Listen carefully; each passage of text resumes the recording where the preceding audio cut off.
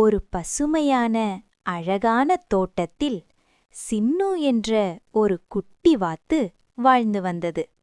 அதற்கு காலையிலே எழுந்து பூக்களுக்கு தண்ணீர் ஊற்றவும் பறவைகளுக்கு தானியம் போடவும் மிகவும் பிடிக்கும்.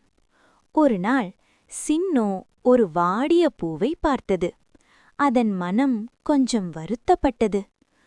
பாவம் பூவே, கவலைப்படாதே, நான் உன்னை கவனிப்பேன் என்று சொல்லி தினமும் தண்ணீர் ஊற்றி அன்பாக பேசிக் கொண்டிருந்தது. சில நாட்கள் கழித்து அந்த பூ மீண்டும் அழகாக மலர்ந்தது. அதை பார்த்து எல்லா பூச்சிகளும் பறவைகளும் மிகவும் சந்தோஷப்பட்டன. அப்போது சின்னு சொன்னது, அன்பும் அக்கறையும் இருந்தால் எல்லாமே அழகாக மாறும். அன்றிலிருந்து சின்னு அந்த தோட்டத்தின் சிறிய காவலனானது. இந்த கதை உங்களுக்கு பிடித்திருந்தால் லைக் மற்றும் சப்ஸ்கிரைப் செய்யுங்கள்.